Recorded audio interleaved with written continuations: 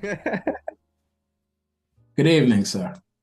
Good evening. How So you yeah, doing? um, had a lot to do.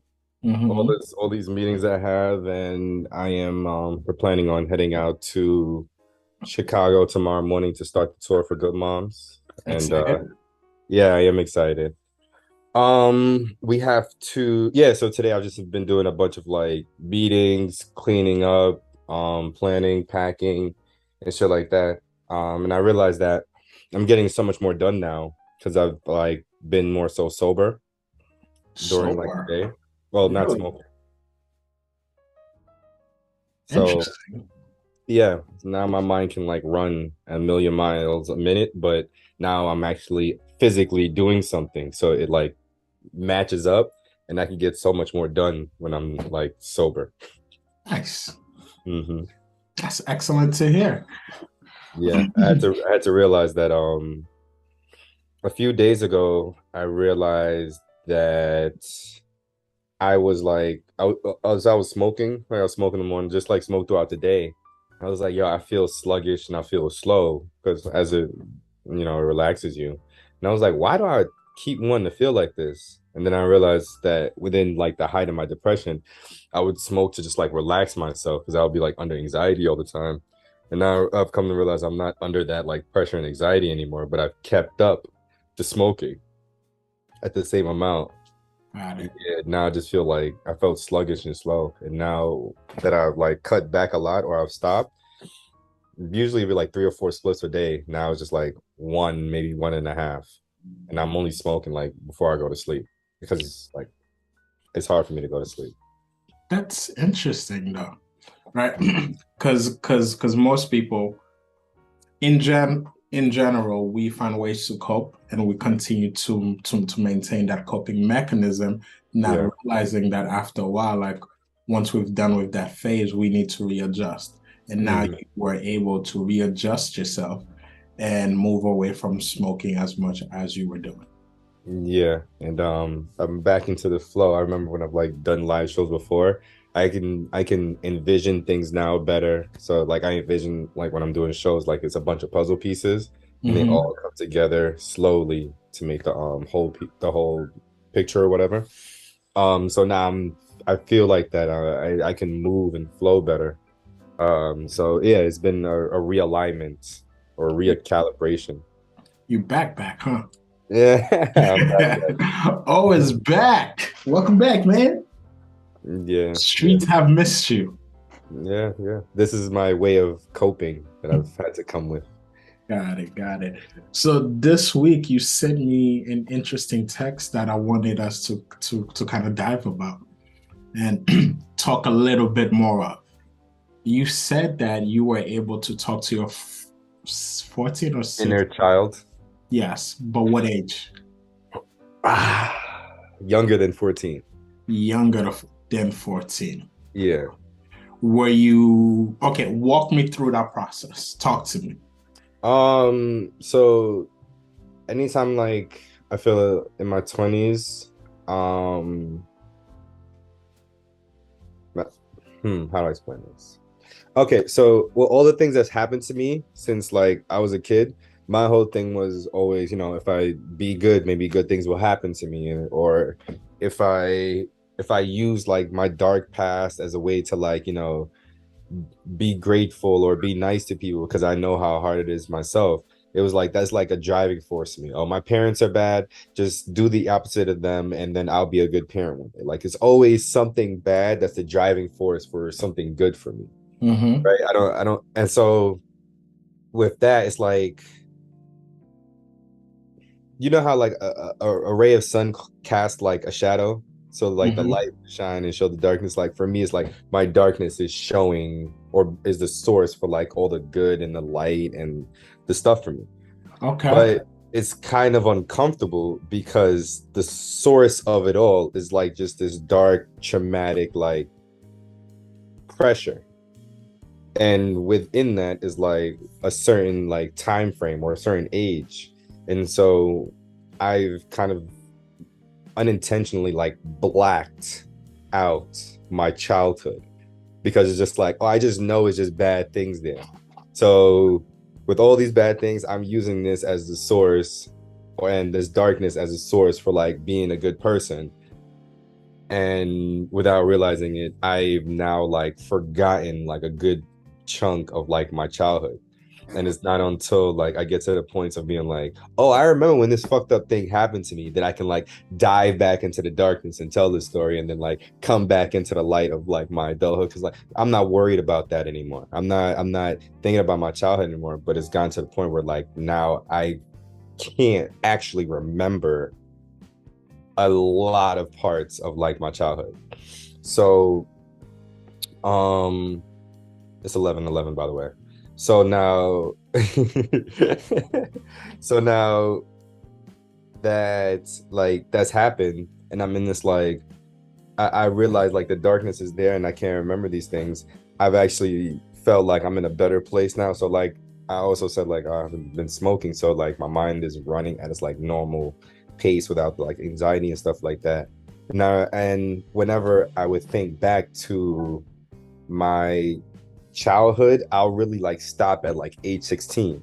So when people ask me about my childhood, I'm like, oh yeah, when I was younger, um, in high school, or I'll mention like things around that time frame.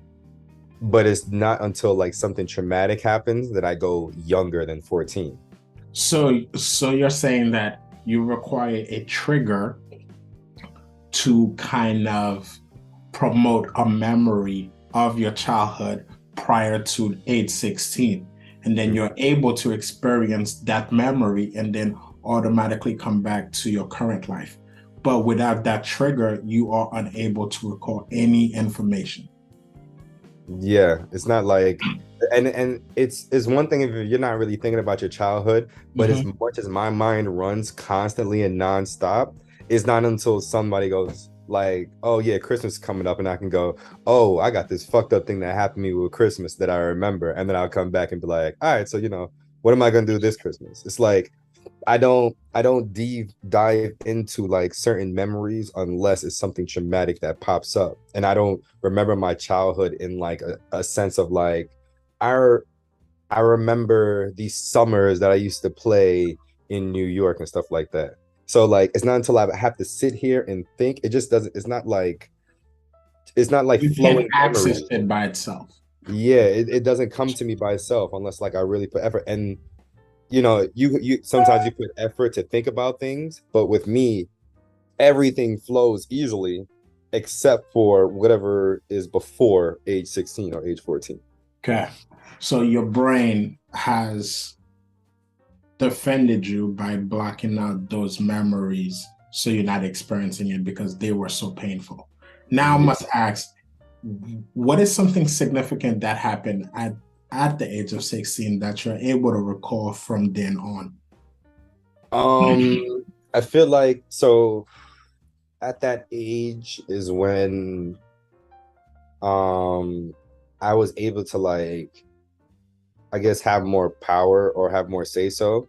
So Sim- like I'm not getting beaten like as if I was like a child. Okay. Like I can realize that I'm being bullshit about my parents, or like something didn't make any sense, and I can have my own opinion now. It's just like these things that I didn't have as a child like started happening like around that age. Like I'm in high school, so that's where it's like I had more say so or have more control over my own life. Okay. So that's where you transition to now Yeah, having a voice, being able to advocate for yourself, but to some degree make your own life decisions. yeah. And it's more so having a voice and being able to defend myself. It's like this whole time I got to take it, take it, take it, and then like now I'm able to like grab the whip. Okay. Mhm. Okay. So, so And when and that's also when you kind of transition to adulthood to some degree, because you yeah, can make your own mhm. decisions. One significant memory is when um my mom my mom said something that didn't really make any sense, and like I said something back just to like correct her, and she like punched me in my face, but she hurt her hand while doing it, and like it didn't really hurt me. And then when I saw that it hurt her hand, that was like the switch for me that said, oh, okay, you can defend yourself, or like, or you're strong enough now. Like it was a physical thing, but mentally it like kicked into my brain that like, oh, you're strong enough to defend yourself. So you're no longer a victim. Yeah. You're no longer I am still the victim, but I'm strong enough to fight back. correct. So it's not, you're no longer defenseless, not victim. You're no Yeah. longer defenseless. Now you can kind of defend yourself verbally, physically, however you see fit to Mhm. maintain your safety. Hence why you can recall from then on, but not prior. Yeah. So when I had this moment when I spoke to like my inner child, and I like I said, it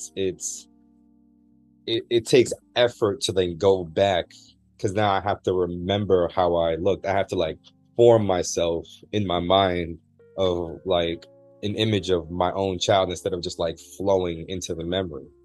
And so it's like there's this force that I have to push through, and it just in my mind, I honestly envision like a white room, and then there's like this dark fuzzy ball, and then there's a silhouette of a like child in like this dark fuzzy ball, and I have to go in there and like speak to this child, and like and so like sitting there and like really thinking about it, that's when I realized like I can't recall a lot of memories unless like traumatic memories. And like a few months ago, I think Mila asked me, what was like do you have some good memories from your you got to have some like good memories from your childhood? And I was like, yeah, but then they're just like overpowered with like bad memories that's either close or within that memory, in that exact like memory itself, so it doesn't really like last. And so I thought of that also, that like, wow, I can't think of anything in my childhood unless it's something bad. And if it's something good, I could like something bad around that time pops up into my head like automatically. Yeah. So when I had like this conversation, I realized I didn't really say much. And I just wanted to give myself a hug. Like it wasn't Oh, really like any conversation had. It was just like I just always wanted somebody to just sit with me. I always just wanted to be prioritized. yeah. That's really all it was. And then as I got older, I always said like I'm just gonna prioritize myself. And it's like, but I never prioritized myself younger than like 16 or younger than 14. I never like went back and like did that work. Okay. The first time we ever spoke, we had a conversation about attachment, Hmm.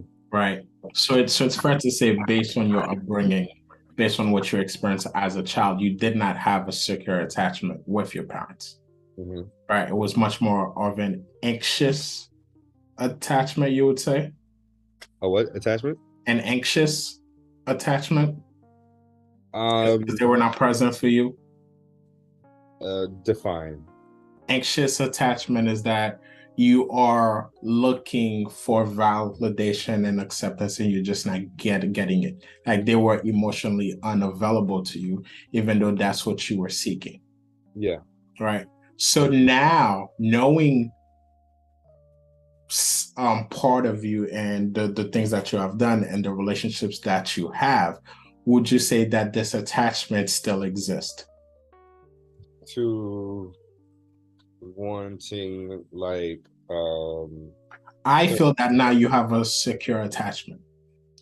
yeah, I do. How'd you make that transition? Um, okay. So I'm still making it. So Okay, like a part of nice. the story with my inner child is later that night, so I was just laying here with like Mila and because I'm like in deep thought, and she was asking me, so I was explaining to her me speaking to my whole inner child and stuff like that. And as I say to her, like she says like I love you, and then like I like start crying, like laying down on her chest. And I also realized that whenever she says like I love you or I love you too, I feel like this slight pinch shock like in my chest, to where like I've been told I love you, I've been in love before and stuff like that. But this one is just so different because this is where I feel like this is somebody I'm living with. This is somebody that's Hmm. this is a much different like experience than anything I've ever had before. It's a much different love. And this one feels like the realest, the most organic, and the most like I've ever felt like somebody is here for me. So now knowing this information, actually feeling love from somebody at this level is Hmm. uncomfortable. Yeah. And it's crazy, me being like the pleasure and the loving and all of these things, but giving it out isn't an issue because I've been doing it for so long. But getting it back and then getting it back consistently every day is Mm-hmm. powerful. And it's not that I'm cognizant that she loves me and I'm accepting of that love. But physically, it feels like I get a quick stun like in my chest every time she says like I love you. Interesting. So it's fair to say that she's also helping you heal your inner child. She's giving you what you have lacked for so long. She is putting me in a space to be able to do that myself. She's not really helping me like uh, seek and better my inner child, but I'm in a space where I can go and do that myself. I have time to do that. I have the comfort to do that. Nice. Nice. I feel like I'm getting so many ideas about you now. Like it's starting to make sense. Like this big puzzle of oh, now I can start to put it together. Yeah. Like it's making sense. So you being the pleaser, the lover, right, and being so attentive and such a great listener, to some degree, was due to your desire and your need to have someone that's going to remain present for you. So if I'm loving you, I'm pleasing you, I'm listening to you, I'm making you feel worthy, I'm making you feel on I'm making you feel amazing, Mhm. you're more than likely to some degree return some of that favor. Be present for me, be available, be loving to me. Reciprocity. There you go. and Now I get it. and that's always been my thing about like dating and like being a straight man and like dating women. Women do have a lot to offer. Women are very mature, but for where I was coming from, my past and everything, is you just can't be that consistent. You have to really be committed to me at a certain level to be that consistent at that level. And that's Mm-hmm. also Mila is able to consistently be at that level, but it's because that's just who she is already. And so that's where like our compatibility comes in like so strongly because it's never been easy to deal with me. And it's not like I was like hard to deal with, is that you have to be consistent with this attention, consistent with this rep, ah, Reciprocity. reciprocity. Exactly. So yeah, I now I'm in this like house or I'm in this space where I can like sit and just like chill and be like, okay, hey, I can see myself spoken too much, time to chill out. I can see that I need to speak to my inner child. Let me go over there and do that. And then I could come back and like to react to present time and like get what I need to get done because Mila put me in this space where it's like, oh, go over there, take your time, and when you come back, I'll still be here. One of my favorite things to say to men in general is that relationships are very healing, especially a healthy relationship. There's a reason why men tend to live longer when they're in a happy, healthy relationship. They tend to have a more fulfilling career, are less likely to have a mental health or physical health issue. Because Mm-hmm. having the right partner, man, changes the whole landscape of life.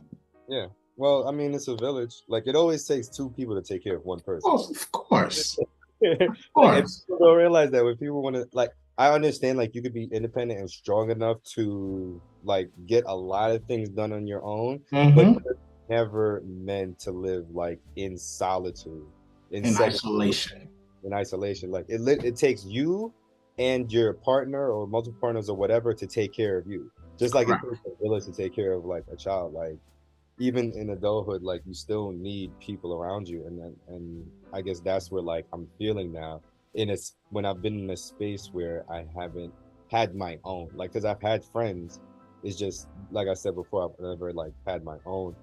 And oh also like with this like 16-year-old and things like that, it's like when that's when I started like building my own coping like mechanism. So like just figuring out ways of just how can I feel better. So like I got to the point of trying to like find different religions or different practices, and that's how I came Yeah. across Buddhism and like meditation. Mm-hmm. Which is funny enough, because you know when people say like they close their eyes, they can't meditate. because they said that you're supposed to think of nothing. I realized that when you can't do that, I just let whatever thoughts come to me and just like let it like flow within me. So that was my way of like finding a little bit of peace when I was like younger. And then then that's when I learned about like Confucius and prophets and stuff like that and word and saying and just like trying to use those ways of like channeling like better, I don't know, a better mental state for myself. Yeah. Also when I started having sex like more consistently. Better flow. Yeah. And it's so funny because I probably have my friend told me this because I've told her like a lot of things that's happened in my childhood. She was like, you have probably the worst stories I've ever heard from somebody except sexual trauma. Like, and sex has always literally been like a safe haven for me. I've always Mhm. had like a pretty much a healthy like sex life. And hey, I haven't told you the story about how my friend tried to set me up with a therapist and when he told me about sexual trauma, me and sexual trauma. Say more.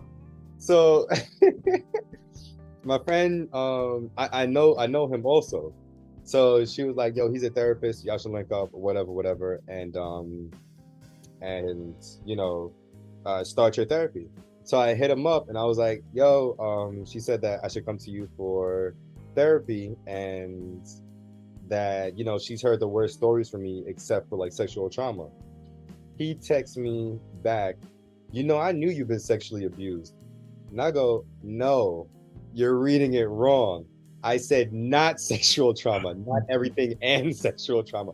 He's like, oh, my bad. And I was like, yeah, this is not going to work at all. Yeah. And would you say that part of you becoming so open sexually and becoming the sex god as you proclaim to be is also due to the reciprocity Um, and due to your desire to please yeah, others? it's more so due to my desire to please others, mixed in with my like obsession of like bettering myself. Because feeling like if I better myself, then like good things are gonna happen to me.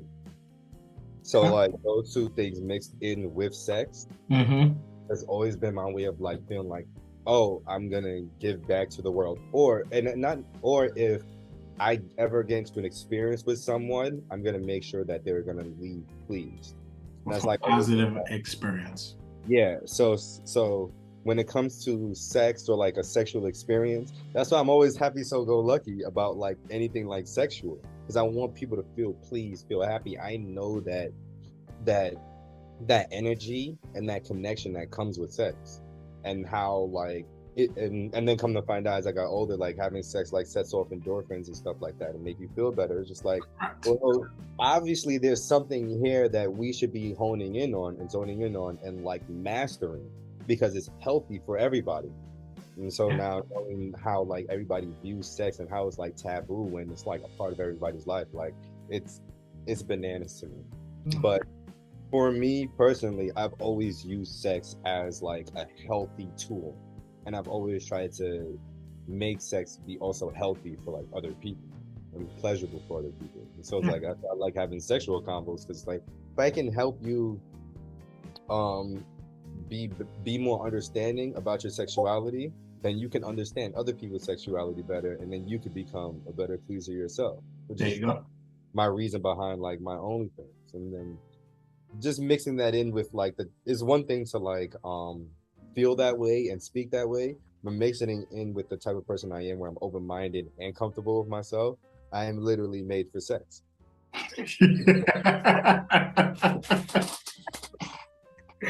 I am literally made for sex. Okay. Okay. I think that you are one at an early age, you've realized all of the physical and the psychological benefits of having sex. Add in your desire to want to be a pleaser due to the fact that it leads to reciprocity, acceptance, love, and affection, which are the things that you were deprived of, that predisposed you to be a great lover, aka the sex guy. Now let's go back to your inner child. How Hmm. did you access your inner child? Sober, Did you use any drugs? No, just sober. Sober, just sat back and just like whenever I want to achieve something.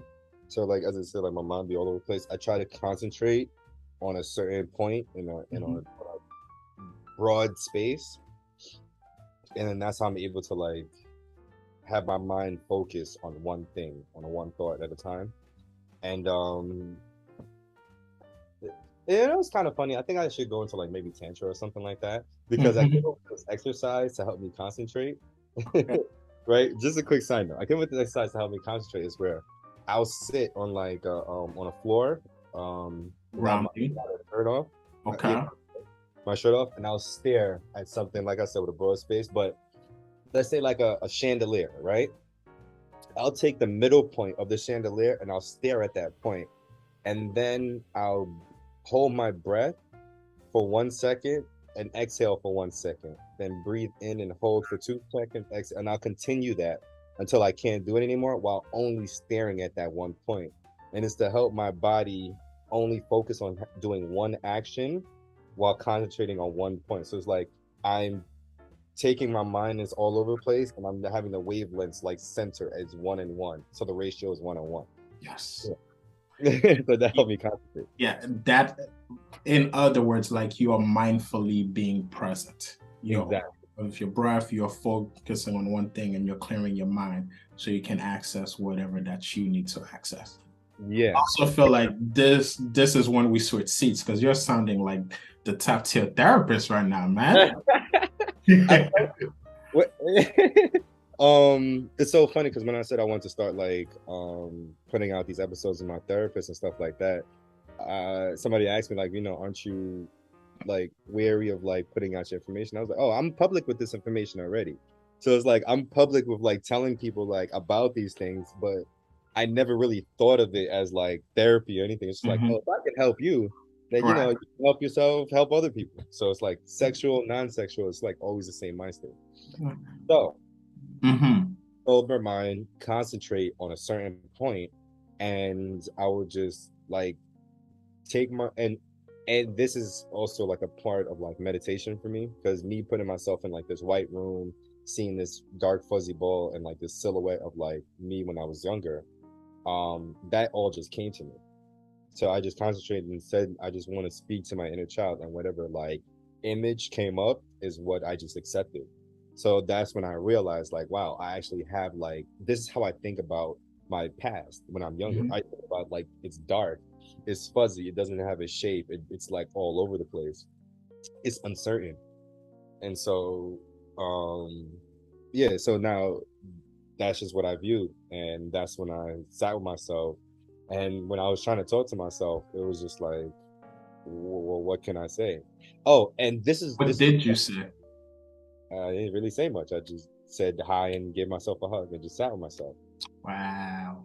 Yeah. And this is Wait, when wait, I wait, wait, wait. Pause, pause, pause. We can speed past this. okay. I saw myself, I gave myself a hug, acceptance, validation, love, physical affection, and I sat with myself, companionship, Patience, present. acceptance, correct. Hmm. So you give yourself what you needed. Yeah. Oh, and it was also priority because it's like in my mind, like there's nothing else around but me and myself. Yeah. So it was just like not worried about anything else but you. Okay. And oh, what I forgot to say was I did this like Patreon thing with like guys next door, and one of the questions it was like the Patreon like speed dating type thing, and one of the questions was what would you say to like your younger self? And that was also one of the times where I said my answer was like you're doing great, like keep going. But Mm-hmm. that was a mind state of me thinking of like 19 to like And on. on. Mm-hmm. Yeah, and every time in my 20s, I was just like I said, reference like only my 20s. But this time I was able to like go back, and then when I went to my younger self, it was like I didn't know what to say. Like it's just like I know everything about myself. Mm-hmm. I can't tell you it's gonna be better. Like you don't. It's I know how I would have felt at that age if somebody told me that, and I knew like how inefficient it would have been. Everybody around me was a lot of talk, And it's just No like a action. lot of talk, like they had talk and they didn't really have action. It's just like they had talk because that's all they can give me. Okay. But you did say a lot to yourself. Give yourself a hug and you sat with yourself. That's saying a lot. Yeah. You may not have verbally stated it or vocalized it, but you said a lot. Yeah. Okay. So now coming out of that experience, how were you feeling afterwards? Um, like I have to go back. Yeah. There's Yeah. finished It's like, business. huh? There's some unfinished business. Yeah, it's and it's not like it's not like unfinished business. It's just I just gotta that's my way of viewing that I have to be there for myself. Mm-hmm. I'm here for myself and like presence. Pause. Pause. We can speed past that. Oh, my That's bad. my way of viewing. I gotta be there for myself in the past and in the present. Yeah. Floor is yours. So it's like, yeah, I'm here for myself now. Like, oh yeah, I'm the big bad bitch now. In my 20s, it's like, oh yeah, I was a man. In my teenage years, it was like, oh, I was a pretty boy.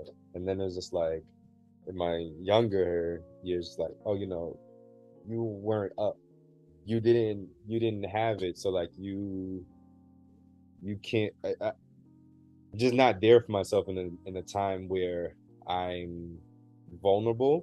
And it's not necessarily weakness, it's just like the most vulnerable because it's viewed as if I guess attach or go back to that space, then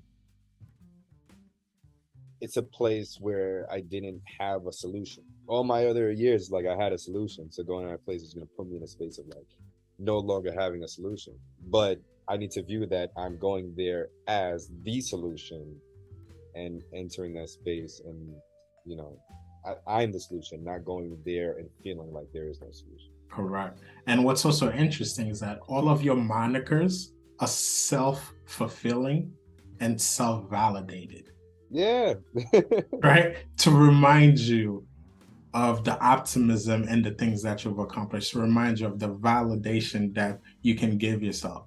So at a certain point, you started being present for you the same way that you're being present for yourself now, in the same way that you're able to go back and provide that presence to the younger you, your inner you. Yeah.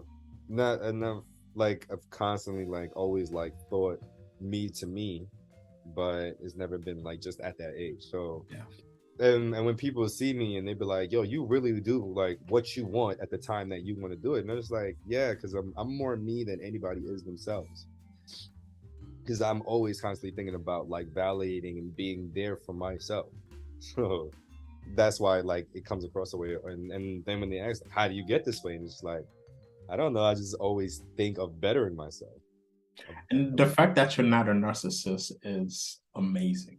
Crazy, right? This has all the makings of a narcissist, but you're not. Mm-hmm. And That's then that's amazing. when people would be like, oh, you sound like a narcissist or you're egotistical. And I'm like, no, I'm very like overly confident. But I think the difference is I don't want everybody to view me as great. I don't want to push myself on everybody.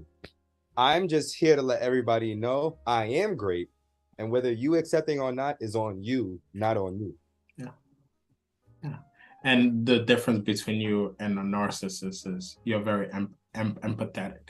Your Mm-hmm. empathy shows you're there for all your people. You're able to be present for others, and it's not always about you. Yeah. I did a podcast recently called I think it's called the Misfit podcast, and I told them that I think I'm great, and I just want you to think that you're great too. Yeah. Like as great and as amazing as I think of myself, I want you to feel the same way. I don't want you to feel like I'm great and I'm the only one that's great. I just want you to be on my level. So now it's up to you to be on my level. Correct. Yeah. And a clear example as to why you're not a narcissist for all those that are asking is after the breakup, you said nothing. Yeah. Narcissists would have set shit on fire and go on the biggest hill and scream out everything. You did the complete opposite. So you're not a narcissist, based on my qualifications so far. Mm-hmm. Okay. So you have a week where you have a lot of things to do. You're gonna be, I know your mind's gonna be going crazy. You're the tour manager. So within all of these responsibilities, what is it that you are committing to doing to cater to your self-care? I'm going to be recanting some of these memories and just like thinking of like my early childhood and just trying to like go through the process of my own life because it's I've been avoiding, I guess, that part of my life. And now that I've realized that there really isn't much like of a good or bad, things are just is, or as far as like the things that's happened to me, I don't have to like view it as like escapism. Like I don't have to like avoid it or things like that. And like how when we started like when I first started therapy, it was like I would always just like repress. Now I can go into like that space of myself or like that to that age and access. Yeah, so it's like I'm just thinking about like early childhoods, these relationships I've had when I first came to America, just being raised and just things like that. Okay. Do you plan on journaling a little bit to get your thoughts on paper? Journaling all my life. I don't want to write. I now gotta write it. It's in my mind. I've been journaling in my mind. Now I gotta do more work. It's okay, hard Hove. to think about it. Okay, Hove. I don't write lyrics. Fair enough. Fair enough. Nah, but it's one of those things where it's like it's hard enough to think about it. So once I do this and put like my pencil to paper, it's just like another journey to actually write it. It's easier to like script it in my head and then like speak it, which I guess why I should be podcasting. Yeah, and you've always done a good job of kind of formulating things in your mind. So a lot of people need to write it down so they can make sense of it. But for some reason, you have the ability to do that all in your head, which is amazing. It might be because I've gone into, or I was like more so interested in philosophers as a kid. So when I speak, I speak and I try to explain in like analogies and metaphors and stuff like that. It's like this has been a thing for a very long time because I find that like when people understand you more, people feel more comfortable around you. That's a fact. I try to explain things in metaphors. I just give a different visualization than me just repeating stuff. So now I'm at this point where from doing it so often, it's easier to like have it in my mind, speak it, and then listen it over and write it down. So maybe I'll start a podcast with my therapist so I can like remember all these things. It's a great idea. Okay, well, that leads us to the end of our session. I think that you're making a lot of progress. I am so happy that you had that experience and that you're providing to yourself what you always needed. I think that's very key to you being able to not only have come out of the depression, but also being able to cultivate a life that protects you from being depressed. Yeah. Right. And building that village and that support that you have at home. I think those are the things that you left New York for as well. Right. Yeah. And that just one last thought. Now that I think about it, I've had to like slowly build like these, I guess, these thoughts or like these coping mechanisms because like things is like in my mind like always bad around me. I guess that's where I ever told you about this fourth grade obsession. Yes. Yeah. So now we had this conversation 3 times.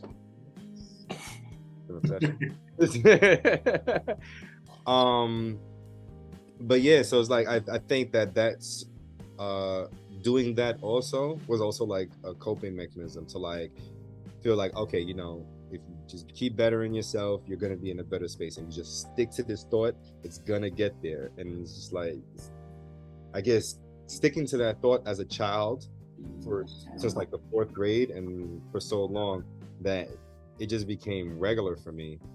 And now it's like it's funny enough a good relationship tool or a good personal tool to like better yourself. Yeah. But yeah, I'm gonna have more conversations with myself and recant the past. We'll see where I am. I'm gonna send you two articles, one on defense mechanisms, because I think that throughout your life you've employed most of them so far without being aware. And the second one on neuroscience. You being a philosopher, I think that there's a lot that your brain has done for you and the way that the brain works. And once, if you can make the connection between the two, I think you'll gain more understanding as to why you've become who you are today. Yeah. All right. Thank Same you. time next week.